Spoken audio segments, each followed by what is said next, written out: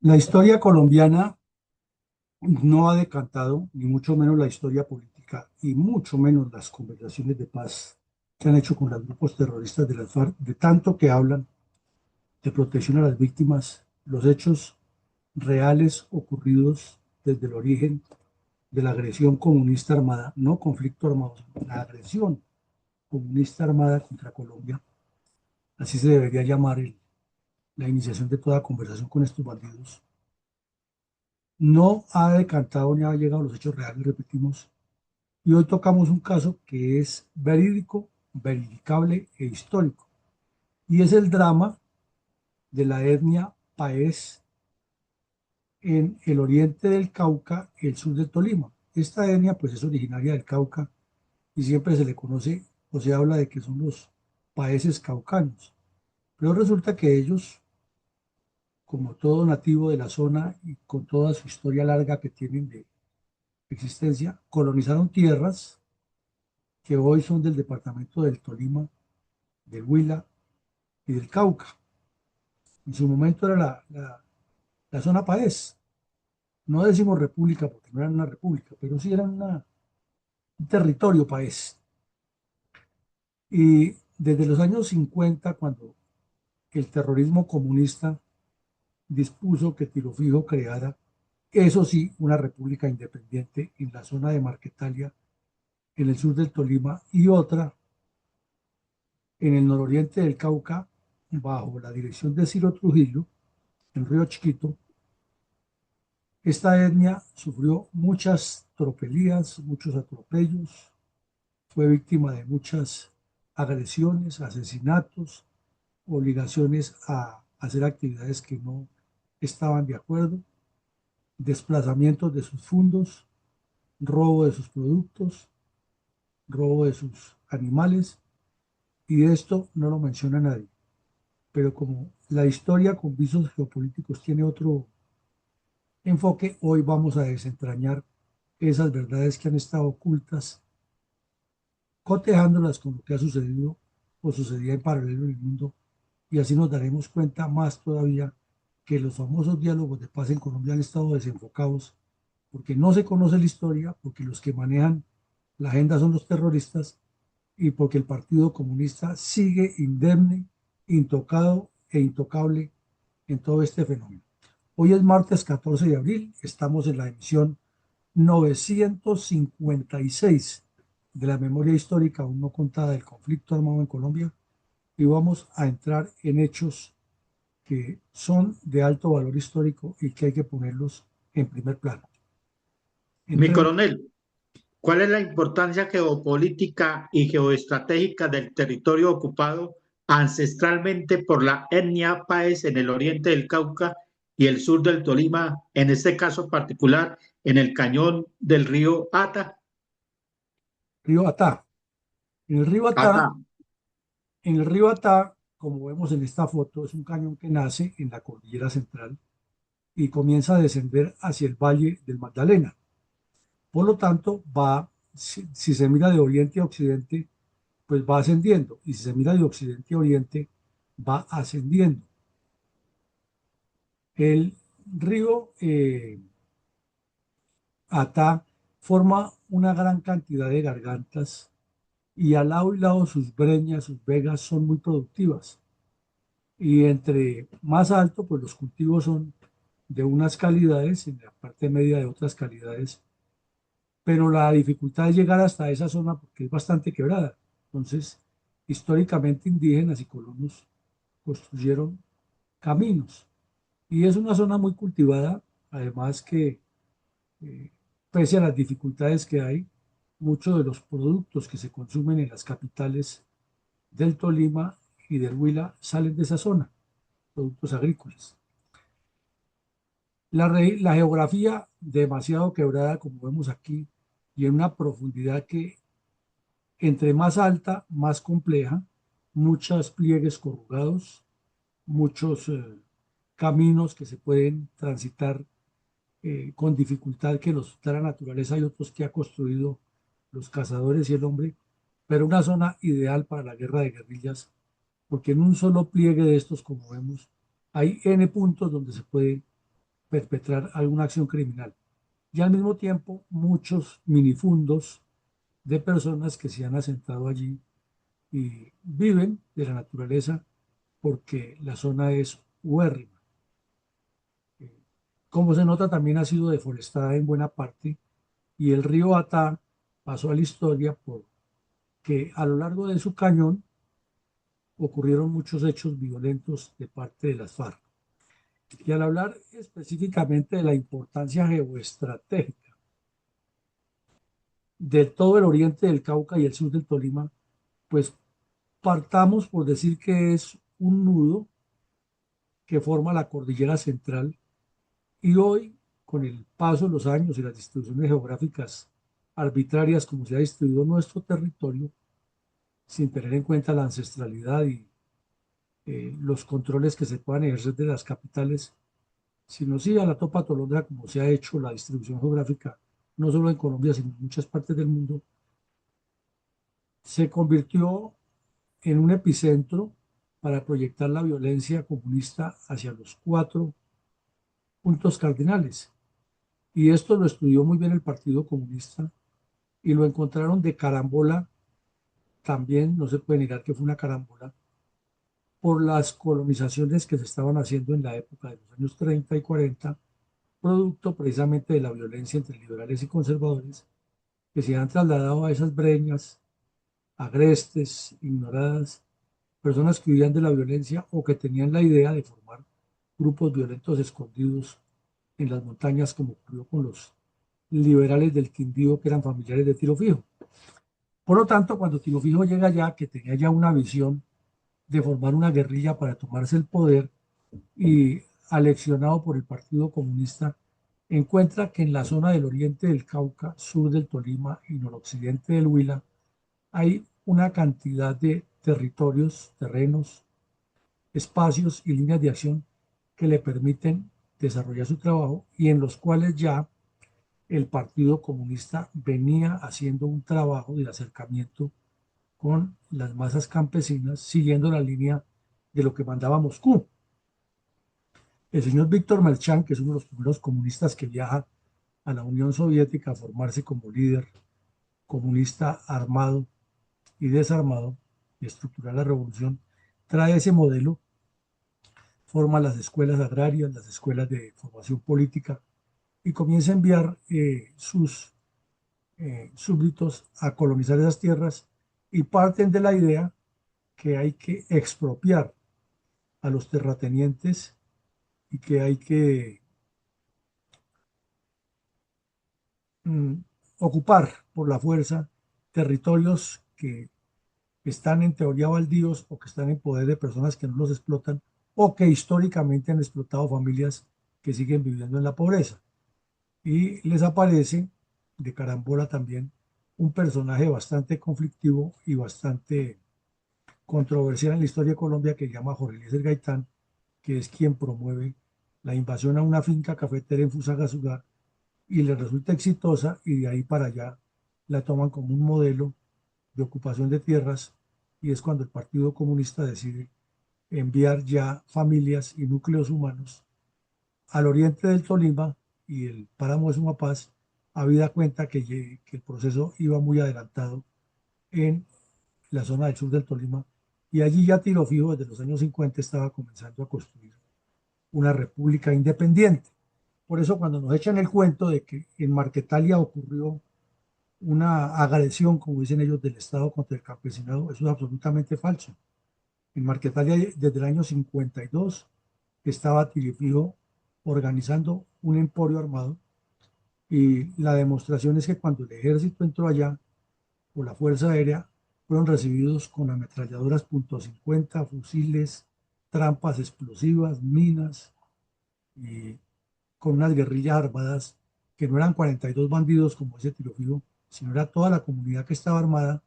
y mientras las mujeres se replegaban con los niños, todos los hombres organizaban autodefensa. Entonces, entre tanto ocurría esto, en la presidencia de la República andaban en la pelea de si Lleras Restrepo era el próximo presidente o si era otro, pero él ya había llevado 8 años haciendo campaña política, y si el general Rojas Pinilla había que meterlo a la cárcel o no meterlo a la cárcel otra vez, y si el señor López Miquelsen, amigo de todos esos comunistas baratos, seguía buscando la toma del poder. Y entre tanto, allá en la montaña del sur del Tolima, la etnia paez, sometida a unas arbitrariedades terribles por parte de Tiro Fijo, que nadie las conocía o que no las creían si se filtraba la información. Y al mismo tiempo, los estudiantes en distintas partes del país, promovidos por el Partido Comunista en una cantidad de disturbios y de sabotajes y de paros y de huelgas, y los obreros también acompañándolos, y la línea Moscú, la línea Pekín, la línea La Habana de Cuba, cada una moviendo su propio grupo guerrillero dentro de Colombia. Entonces, la importancia geoestratégica del oriente y del sur del Tolima no era simplemente su ubicación geográfica ya, sino lo que se estaba generando en todo el país alrededor de ese proceso. Gracias, mi coronel. Mi coronel, ¿cuáles eran los sucesos internacionales más resaltantes de la Guerra Fría entre Estados Unidos y la Unión Soviética, así como la dinámica terrorista interna del régimen depredador comunista de Mao Zedong en China, que influía en la dinámica del terrorismo comunista contra los colombianos? Acabamos de mencionar que había línea Moscú, línea Pekín, línea La Habana, entre las guerrillas colombianas de ese momento, años 65, 66. Se estaba formando el EPL. El ELN ya había hecho su aparición pública en Simacota y acababa de cometer otra acción criminal en Papayal. Y las FARC acababan de asaltar Río Chiquito, eh, en cabeza de Tiro Fijo, y luego ya habían hecho la primera conferencia constitutiva de las FARC en el Meta en el año 66, que es la famosa historia cuando el mono hoy le sirvió de guía a Tiro Fijo por todo el páramo, siendo un muchacho de 13 años, lo guió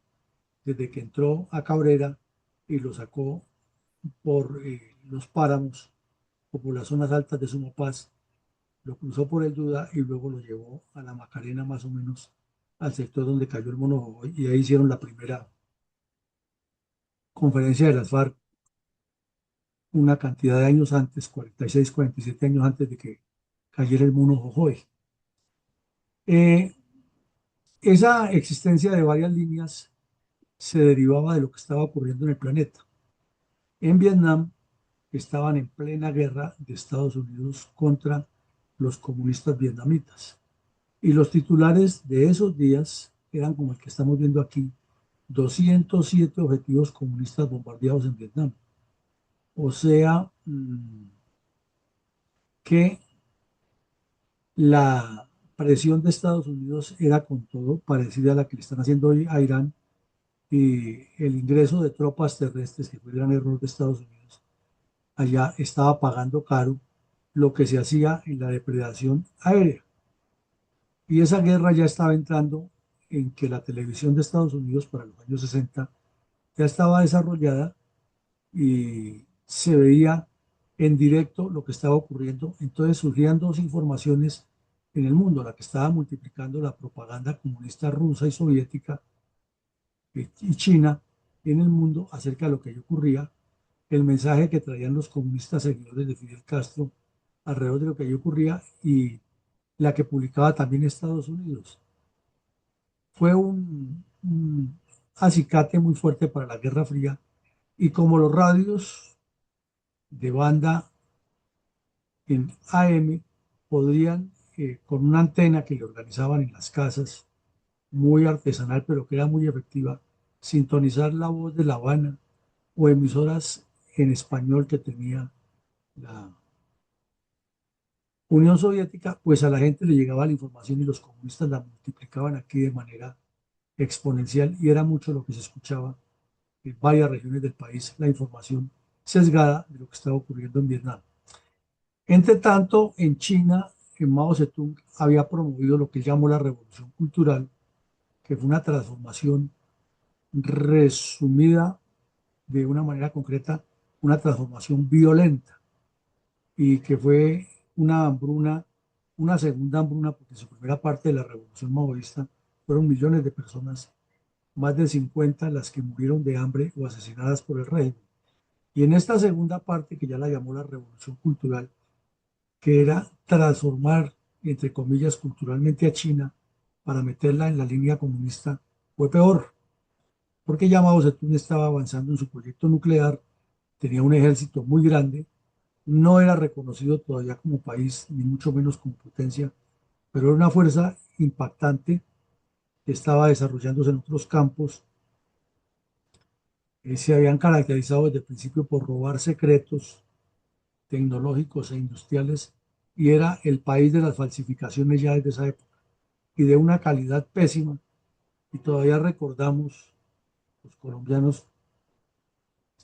la famosa calificación de las camisetas chinas, que eran supremamente baratas y la compraba la persona y a la primera lavada se llenaban de huecos. De las famosas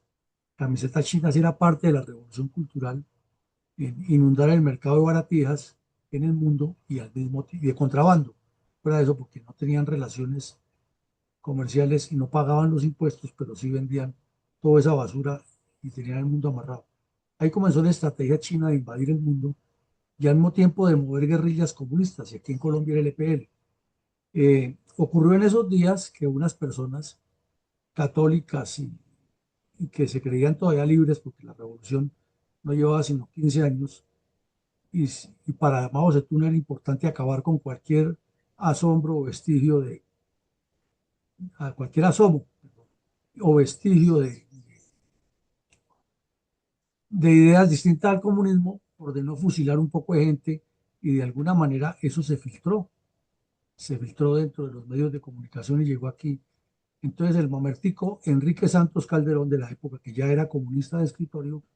publicó un artículo crítico a la revolución china, que era maoísta, pero seguía haciendo elogios a la revolución soviética, que era la línea de Moscú. Y obvio, todo eso llegaba por medio de los estudiantes universitarios que se la pasaban en agitación, iban a estudiar más comunismo y línea comunista que sus propias carreras, y los docentes en los colegios y escuelas, que para la época no todos eran pedagogos, pero ya la universidad pedagógica en sus pinitos estaba infiltrada de comunistas. Entonces, de esa manera nos afectaba todo lo que ocurría en otras partes del mundo y ese mensaje se llevaba al país dando a entender que lo que estaba ocurriendo en Marquetalia, en el sur del Tolima, que no la llamaban Marquetalia, sino en el sur del Tolima, era la solución para Colombia, porque allí se estaban formando unos líderes agrarios comunistas. ¿Cómo se podría interpretar la advertencia del columnista Alberto Baeza Flores acerca de la guerra psicológica catalogada de nueva amenaza contra América Latina? En esa época había una cantidad de columnistas importante en los medios de comunicación y había varias líneas, no solamente de la izquierdista, sino era más o menos como varias versiones. Este señor Baeza Flores escribió un artículo que debería ser leído, releído y estudiado en los cuarteles. Ahí vemos el facsímil del artículo, un poco pequeño, pero está ahí. En todo caso, se consiguen los archivos de los periódicos de la época. Y el artículo lo tituló La guerra psicológica como amenaza para Latinoamérica o contra Latinoamérica. Y al leer el artículo dice que los comunistas, después de la Segunda Guerra Mundial, enfocaron el trabajo contra Latinoamérica directamente en la mente del hombre y de la comunidad. O sea, en el ser individual, el ser colectivo comunitario,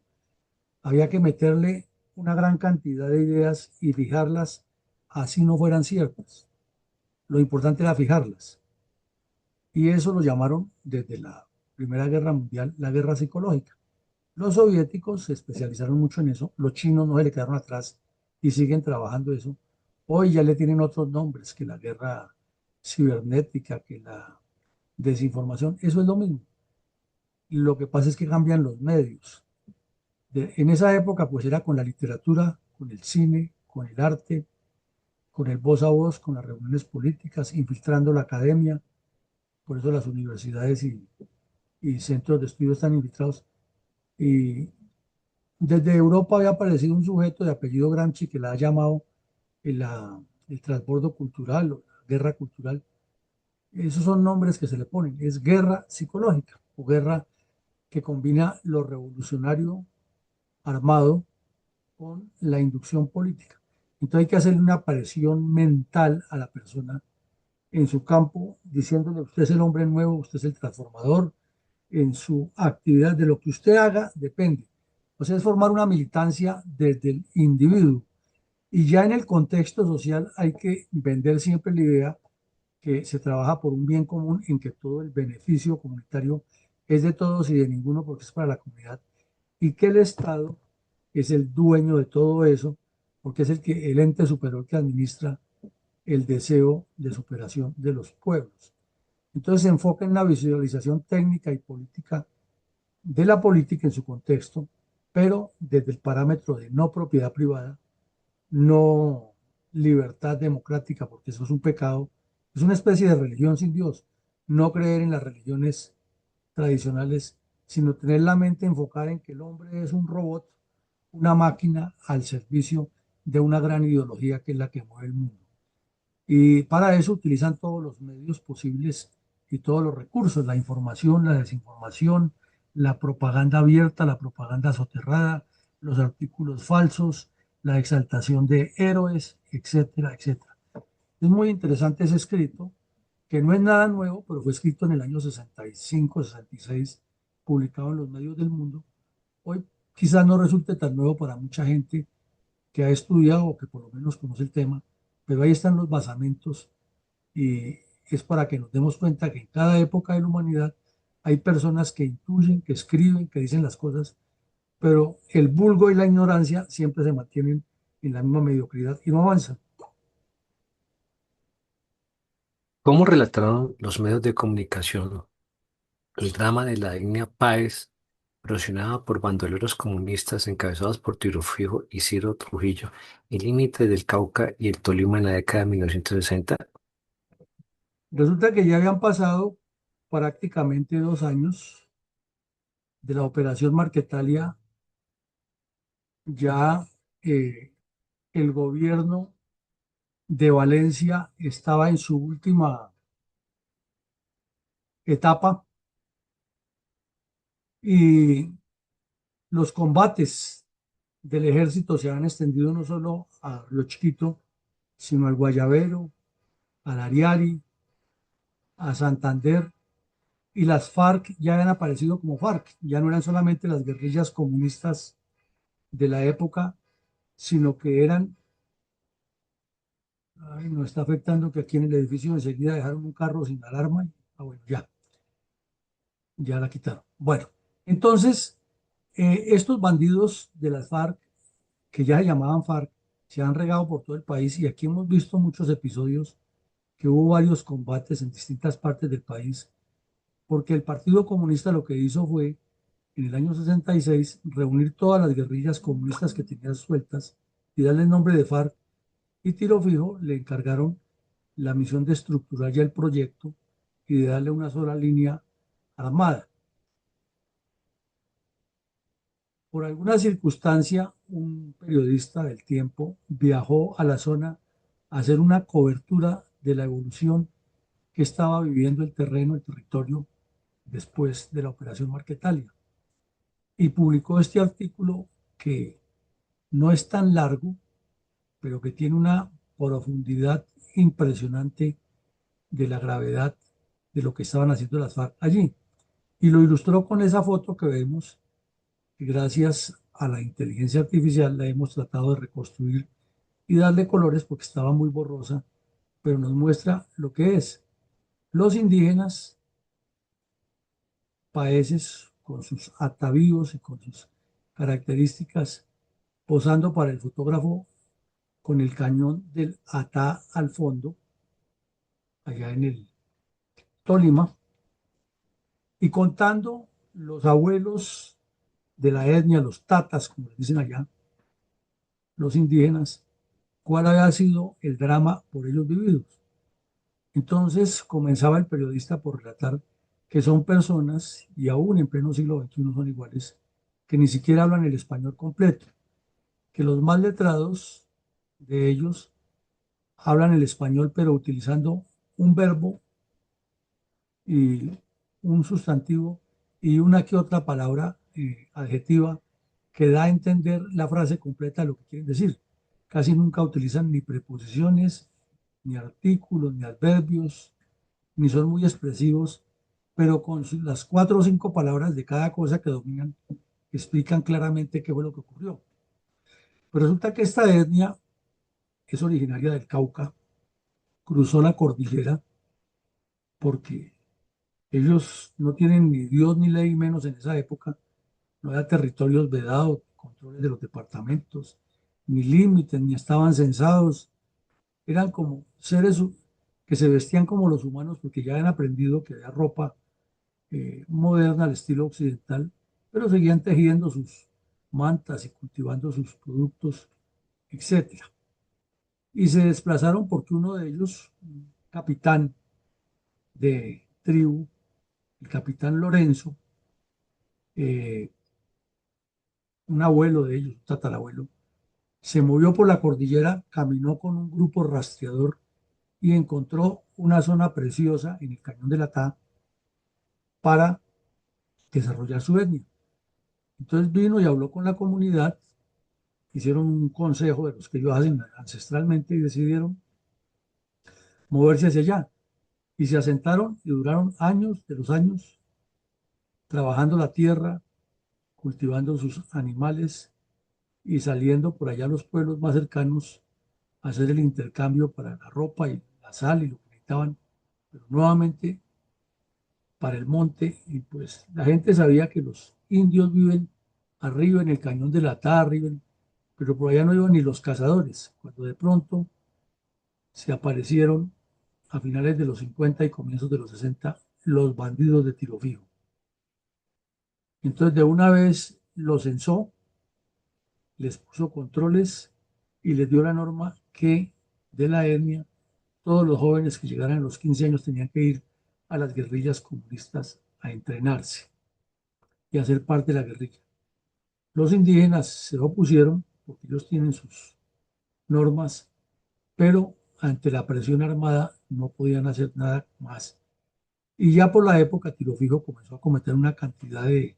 crímenes en toda la cordillera que lo hacían mucho más visible como la autoridad, entre comillas, y el Estado nunca llegaba por allá porque nadie daba la información que las FARC o que las guerrillas comunistas estaban controlando a los indígenas. Así pasó el tiempo y cuando entró el ejército a Marquetalia, descubrió el coronel Matallana, que es que hablaba mucho y además se quedó con los archivos de Marquetalia como si fueran un botín personal de él, y el hijo, que era otro hablador y que terminó dizque, de negociador de paz de Petro, se los entregó a Timochenko, dizque en memoria de la guerra del papá, y nunca se sabe,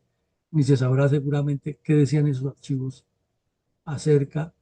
del control tan estricto que tenía Tiro Fijo sobre esa etnia. Lo cierto es que los indígenas ya contaron que tan pronto comenzó la operación Marquetalia, ellos se enteraron que el ejército estaba ahí y fueron y buscaron al ejército y le contaron qué había pasado y cómo estaban controladas sus fincas, sus feudos, y que ahí estaban llegando guerrilleros de civil provenientes de Río Chiquito, enviados por Ciro Trujillo y por Tiro Fijo, que se ha movido hacia allá después de la operación Marquetalia, a amenazarlos que ojalá hablaran, porque los iban a decapitar a todos, que iban a degollar a los niños. Una época, una amenaza de terror terrible. Entonces la decisión del gobierno del señor Valencia fue trasladarlos a una zona más cercana al municipio de Planadas, Tolima, también sobre el Cañón de la Ta, y darles nuevas tierras. Y pues ante la necesidad, esta gente se desplazó, pero todos sabemos el arraigo que tienen los indígenas a la tierra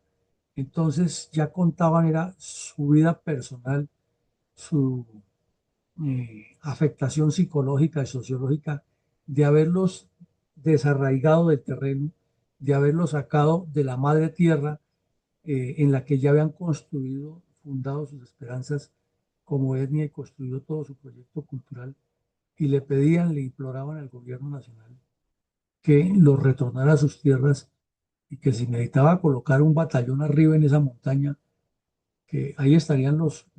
soldados y que ellos, inclusive con su habilidad de conocer el terreno, le servirían de guías, de control, pero era imposible porque ya el señor Valencia andaba en otro mundo, acababa de echar al general Ruiz Novoa, el ministro que había recibido murió de un infarto, los politiqueros andaban en la trapacería y la rapacería por el poder, y esta etnia pasó olvidada, y lo cierto es que gran parte de esa gente terminó ya revuelta con el resto de la ciudadanía, perdieron sus tierras. Las FARC nunca dijeron nada de esto en Cuba, nadie les dijo nada.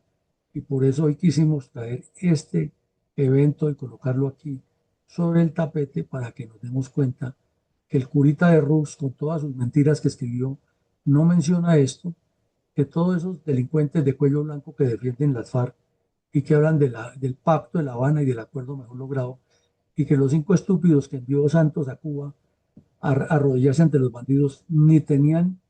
memoria escrita de esto, ni hablaron con nadie, ni le pusieron cuidado a nadie, sino fueron a validar todo lo que impusieron las FARC y hechos como este, que son verdadera memoria histórica de lo que le pasó al país, completamente olvidados. ¿Cómo informaron los medios de comunicación los hechos relacionados de la violencia comunista contra los colombianos que sucedía en el departamento del Huila y Quindío, al mismo tiempo que las noticias indicaban a los colombianos el drama que estaban padeciendo desde hacía más de una década las comunidades de la etnia Páez, el Cauca y el Tolima, por coacción de los terroristas ideologizados por el Partido Comunista? Pero es que el drama de toda esa zona era creciente y Tiro Fijo era el mandacallar, era el que imponía la ley y el orden por medio del terror en toda la región y con toda la ignorancia del pueblo colombiano, mm, reiteraba una cantidad de mentiras que las volvieron verdad de los comunistas, que era que Tiro Fijo en los combates se convertía en mate de plátano y los soldados pasaban por el pie del hilo, no eran capaces de cogerlo, que tenía las 7 vidas del gato, que estaba rezado por no sé quién, que había una bruja que lo cuidaba, y hasta el médico Jorge Villamil, que tenía su finca ahí en el Cedral, en la salida de Neiva hacia el Caguán. Entonces también se prestaba para el show y era el mediador, era el médico de los bandidos, les componía canciones, tomaba aguardiente con Tiro Fijo, con el papá de Pastrana, con el dirigente liberal, y Tiro Fijo era como el tipo In, el chico rebelde, un bandido asesino que ha sembrado el terror en toda esa zona y que controlaba toda la cordillera con todos esos nodos de milicianos que ha colocado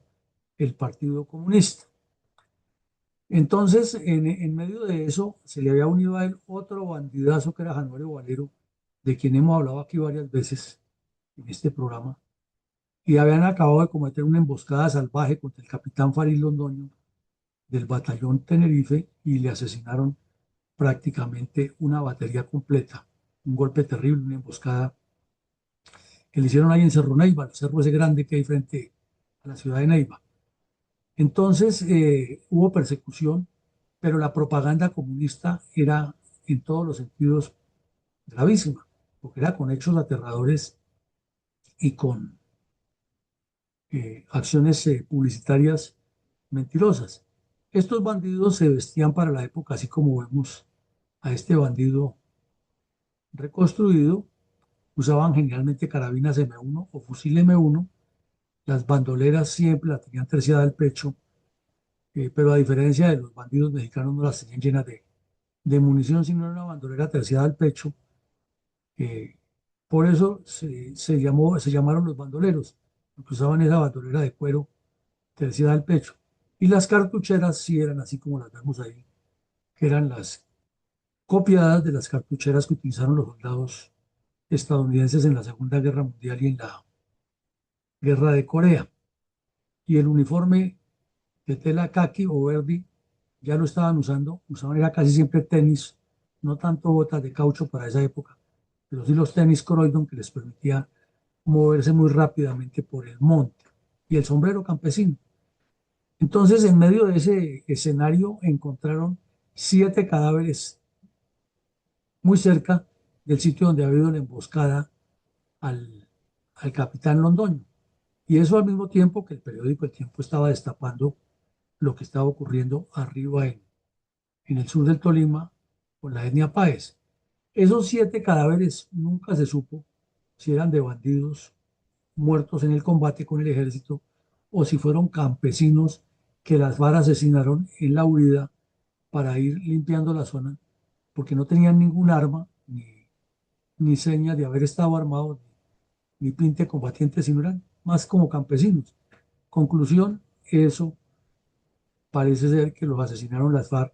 ¿Para qué? Para echarle la culpa al ejército. Y en paralelo publicaron una información que se regó por todo el periódico Voz Proletaria y por la Voz de La Habana y por un montón de medios nacionales e internacionales, diciendo que han ocurrido una cantidad de bombardeos con bombas traídas de Estados Unidos en toda la zona de los alrededores de Neiva y de Baraya y en dirección hacia Colombia, Huila,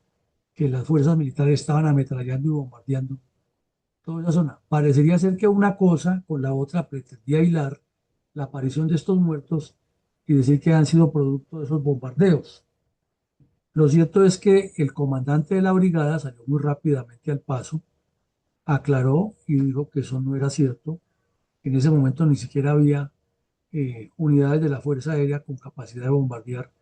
agregadas o dependiendo al ejército y que esto era pura propaganda. Pero nunca se hiló lo que acababa de decir en ese momento el señor Flores en su artículo de la guerra psicológica.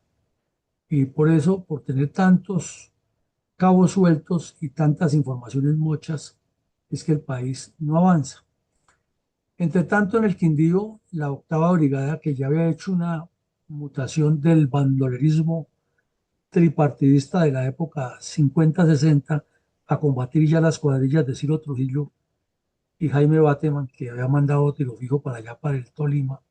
y el Quindío, estaba en otra continuidad de una nueva guerra en la cual las FARC,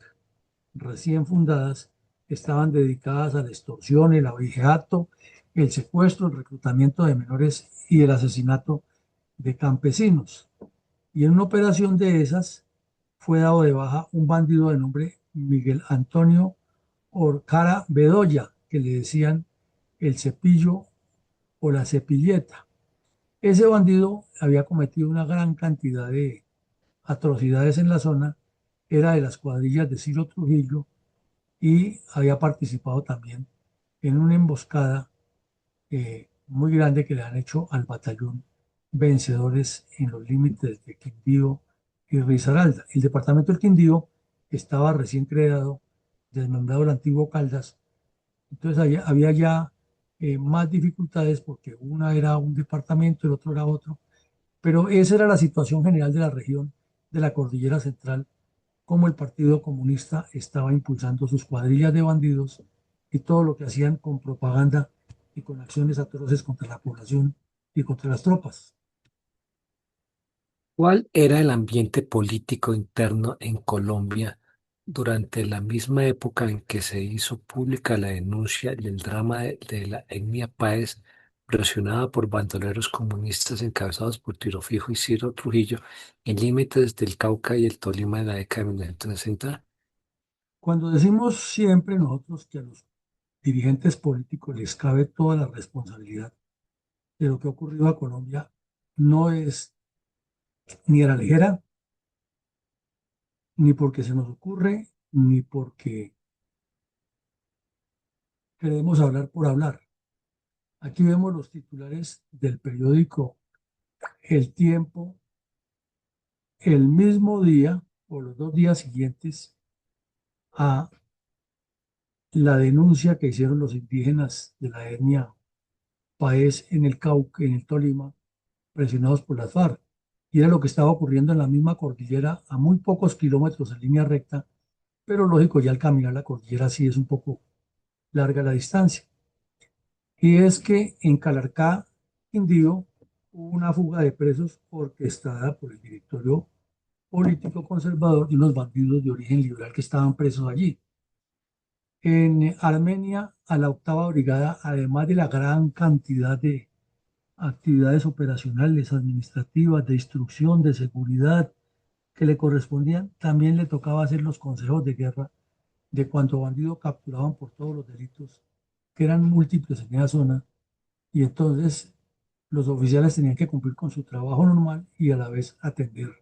consejos de guerra como si fueran abogados, y como si la justicia penal militar hubiera sido creada para juzgar delincuentes comunes, que luego, como ya lo hemos dicho aquí hasta la saciedad, los políticos muy hábiles esperaban que se cayera el el estado de sitio, perdón, y inmediatamente aparecía el señor Pardo Leal y otros bandidos comunistas abogados colocando derechos legales y procedimientos legales diciendo que no se ha cumplido con el debido proceso, que en el momento de la captura y redactar el informe le ha faltado la coma, le sobraba el punto, que lo había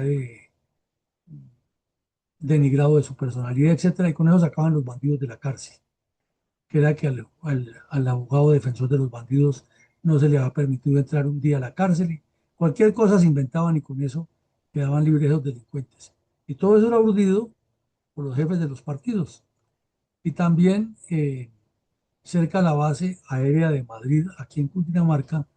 una patrulla de seguridad de la Fuerza Aérea capturó una banda de cuatreros que iba con una gran cantidad de ganado robado, llevaban armas, hasta un fusil llevaban los bandidos. Síntesis, como nos damos cuenta, todo el país en desorden. Y los políticos metidos en sus planes de cómo petaquearse el país. Entonces, el señor Lleras, que ya estaba en ejercicio del poder, llevaba 20 días en ejercicio del poder, de una vez presentó un proyecto de reforma constitucional. Después de que ha sido el defensor de la constitución política del 86 y con esa había ganado, lo primero que hizo fue llegar a proponer una reforma constitucional. El fondo del asunto, ya lo hemos visto, era que él quería que se acabara el Frente Nacional, ser reelegido y quedarse eternamente, y para lograr eso pues tenía que cambiar la constitución de Colombia.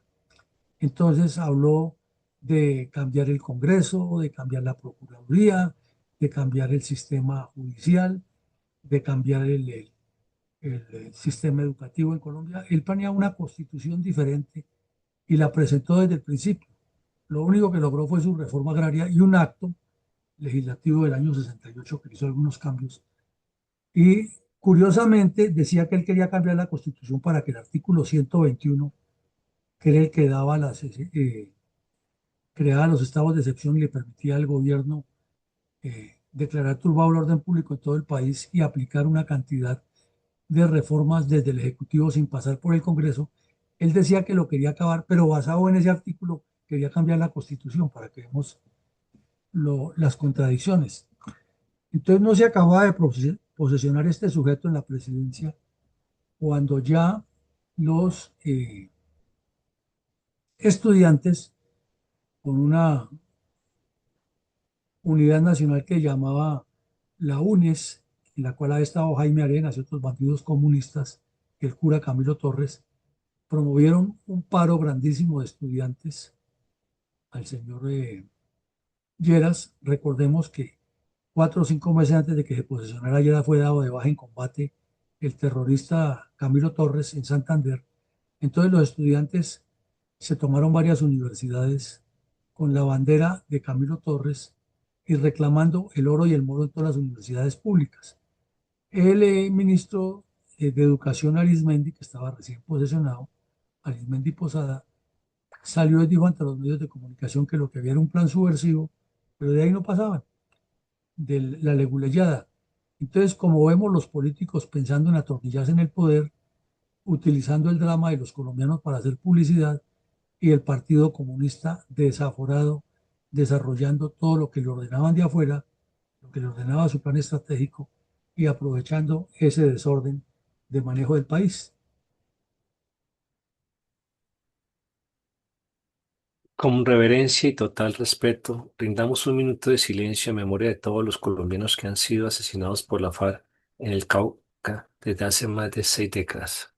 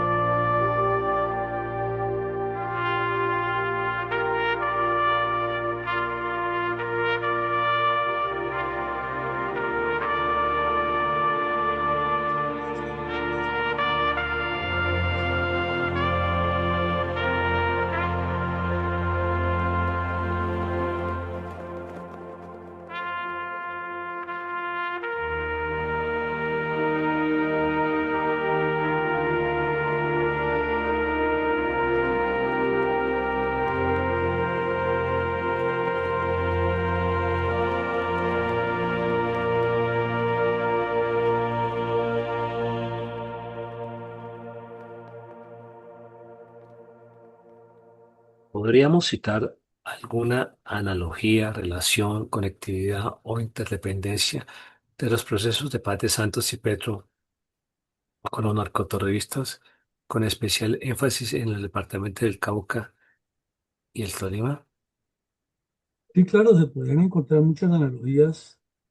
y aquí lo muestra el origen del problema como lo describimos en el Tolima, donde un periodista calificó como héroes de Marquetalia, no como lo llaman las FARC, los bandidos que, una cuadrilla que le llaman así, sino como verdaderos héroes a la etnia país que sufrió todas las tropelías. Y ese sería como el referente en que se hizo un proceso de paz con las FARC, se olvidó completamente a esta etnia, que no es la única, sino que lo traemos a colación por tratarse de un hecho que se publicó puntualmente el 28 de agosto de 1966 en el periódico El Tiempo, en el cual quedó demostrado que el Partido Comunista había promovido una acción armada de masas, política, jurídica, de ocupación de tierras, etcétera, contra el campesinado y contra los indígenas, que al Partido Comunista lo único que le interesaba era crear repúblicas independientes por medio de la violencia para someter primero a esa gente y luego traerla a que hiciera parte de la toma del poder. Y que hoy han pasado 60 años exactamente de eso y la teoría no cambia. En esa época teníamos a un presidente leguleyo que hablaba que él se los tenía sometidos. Luego tuvimos a Santos, que 50 años después dijo que él había hecho la paz con esos bandidos. Pero hoy, 10 años después de la supuesta paz de Santos, el problema sigue igual. Los bandidos siguen amedrentando las comunidades, robándoles sus productos, asesinándoles a sus líderes, llevándose los hijos para la guerrilla, robándoles las tierras, sembrando coca y marihuana y amapola en la región, induciéndolos al delito. Nada ha cambiado, sino los medios, los métodos, porque los fines siguen siendo los mismos de destruir al país. Los estudiantes siguen siendo marionetas. No hace mucho participaron en esas marchas que llamaron la revuelta democrática y la primera línea y la protesta social. En esa época también los comunistas instigaban a los estudiantes a que salieran a hacer escándalo, con lo cual encontramos que la analogía es total y no ha cambiado nada y nos queda grabado en la mente el drama de la etnia Páez frente a la incompetencia del señor Petro, su complicidad con los terroristas y la tarapacería e incompetencia del señor Santos y sus negociadores de paz. Vamos al comentario del día de hoy. Gracias, mi coronel. Mi comentario. Para comienzos de la década de 1960, la violencia bipartidista entre liberales y conservadores se había convertido en una confrontación tripartidista, porque se le agregaron los comunistas. El Partido Comunista había adoctrinado a varias cuadrillas de bandoleros en la ideología marxista, en especial las que se habían declarado como guerrillas liberales para defenderse de la hegemonía conservadora del gobierno nacional, que las perseguía por no seguir la doctrina de ese partido. Por ese motivo, se dio la operación de Marquetalia, que instigaba Álvaro Gómez Hurtado, lugar de asentamiento principal de la guerrilla comunista encabezada por Tiro Fijo y Ciro Trujillo. Los residuos que se lograron jugar de la operación Marquetalia se dirigieron hacia el oriente del Cauca y el sur del Tolima, en especial la región del cañón del río Atá. Y para sobrevivir, se dedicaron a explotar en forma violenta la etnia indígena de los países. En ese propósito ejecutaron mucha agresión contra la población aborigen. Agresión que era ejecutada por las cuadrillas guerrilleras dirigidas por Marulanda y Trujillo. Invadieron territorios imponiendo normas de convivencia y hacían reclutamiento y control. Cometían asesinatos de líderes indígenas, imponían castigos severos y creaban intimidación colectiva. Además, todo eso causaba desplazamiento de la población por medio de la destrucción de viviendas. Despojaban las tierras y los cultivos, imponían contribuciones económicas y destruían el orden social, generando graves consecuencias a la convivencia. Esa violencia obligó a que las comunidades organizaran grupos armados de autodefensa, lo cual terminó en una confrontación generalizada entre aborígenes y las cuadrillas terroristas de Manuel Marulanda y Ciro Trujillo. Violencia que se prolongó en forma indefinida, por medio de la cual las fuerzas militares debían actuar, en medio de la cual las fuerzas militares debían actuar al mismo tiempo contra las dos facciones confrontadas, buscando la protección de la población civil que fue involucrada por ambos actores armados.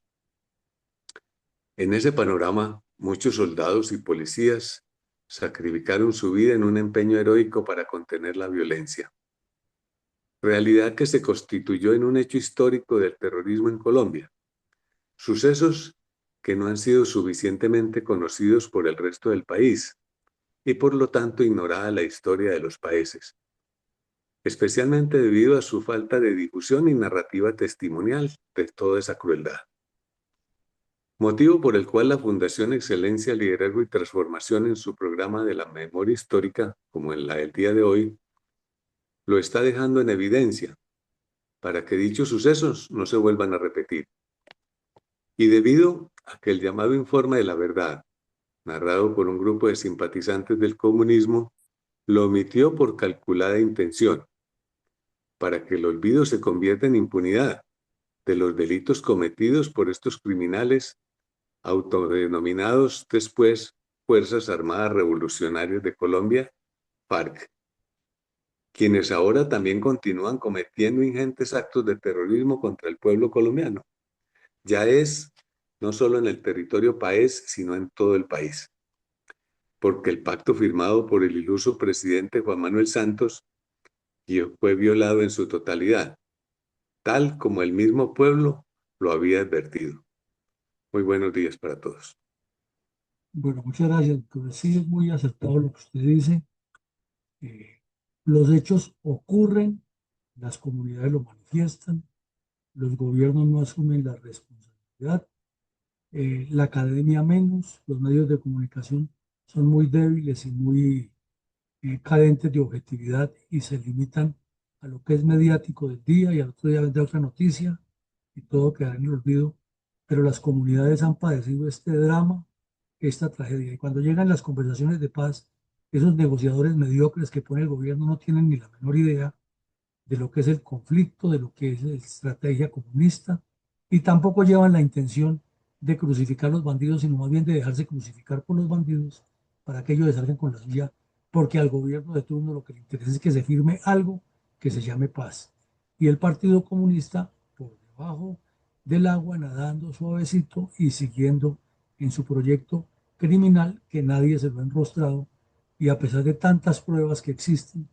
documentos en los cuales ellos no aceptan ser los promotores de esta violencia, pero al mismo tiempo son las víctimas. El Partido Comunista no es victimario en Colombia, sino es víctima pese a tanta evidencia y tanta realidad. Con esto cerramos el capítulo de hoy. Mañana retomaremos con otro episodio muy interesante ocurrido en el año 70 en el Meta, con una gran cantidad de capturas, combates que hubo en ese momento contra cuadrillas de bandoleros comunistas, al mismo tiempo que en Bogotá estaban los politiqueros que se daban chambergo y puñal, como diría el maestro Pombo, por el poder luego del fraude que le hicieron al general Rojas Pinilla en las elecciones del 70. Entonces vemos dos episodios, el de hoy y el de mañana, el inicio y el término del gobierno del señor Lleras Restrepo, que nos marca una realidad crítica y cruel de la historia colombiana.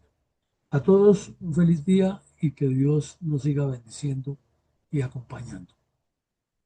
Feliz día para Gracias, todos. Jorge. Feliz día para todos.